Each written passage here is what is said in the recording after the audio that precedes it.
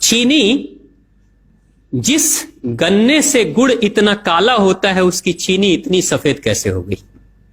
Chemicals उसमें डाले जाते हैं। और मैं एक चीनी मिल के अधिकारी जो मैनेजर है, मैं उनकी बात आपको बता रहा हूं। उन्होंने कहा कि मुझे लगभग 12 साल हो गए चीनी मिल में काम करते हुए, और जब से मैंने काम करना शुरू कर दिया चीनी मिल में, तभी से मैंने घर में चीनी लाना ही बंद कर दिया।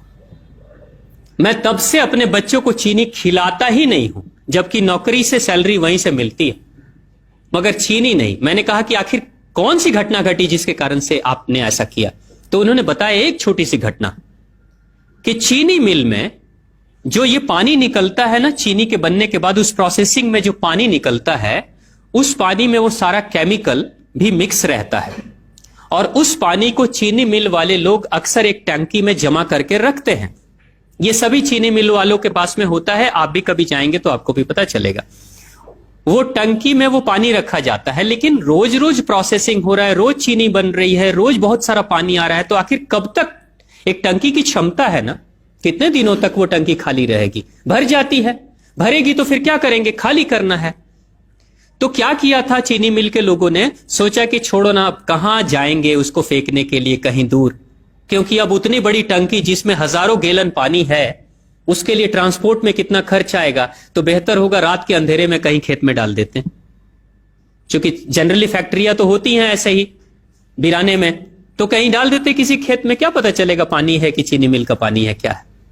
तो ये सोचकर मैनेजमेंट वाले लोगों ने रात में ही उस पानी को खेतों में छुड़वा दिया, और नतीजा यह हुआ कि उस खेत की सारी फसल जल गई, मिट्टी बंजर हो गई। और जब किसान पता करने लगा कि आखिर क्या हुआ मेरे खेत में, जब चेकअप कराया वो मिट्टी का, तो पता चला कि इसमें तो चीनी मिल का जो वेस्ट मटेरियल है वो डाला गया है। तब उसको खबर मिली कि हां, किसी स्टाफ ने बताया कि हां, हमारे चीनी मिल से ही पानी डाला गया था आपके खेत में, और पूरी मिट्टी बंजर हो गई। उसने केस कर दिया और चीनी मिल वाले को मुआवजा देना पड़ा लाखों रुपए। तभी से वो स्टाफ कहते हैं कि जो मिट्टी को बंजर कर दे वो इंसान के शरीर में जाए तो क्या करेगी।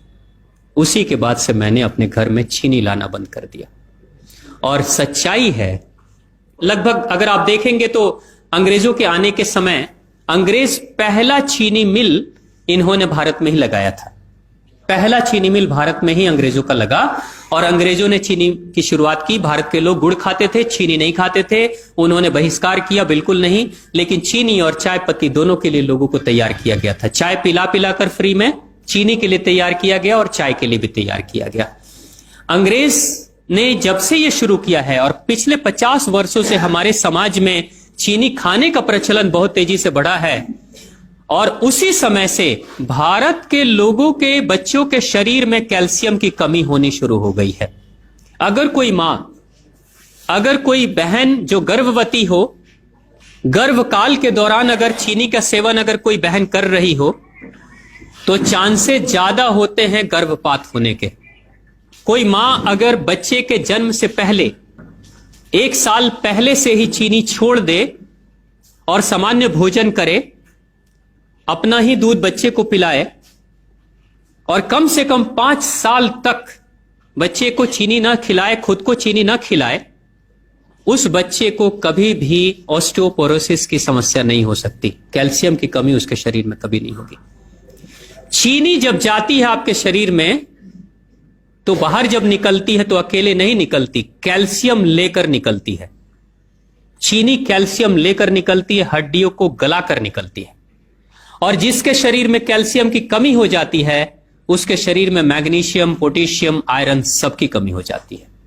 कैल्शियम वो तत्व है कि जिसके शरीर में कम हो जाए, सारे तत्व कम हो जाएंगे। और कैल्शियम की कीमत पे चीनी हम खाते हैं।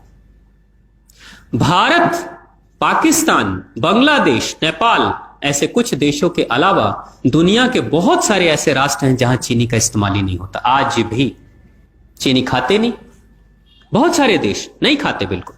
आप गुड़ खाया करिए, वो ज्यादा बेहतर है, चीनी को छोड़िए।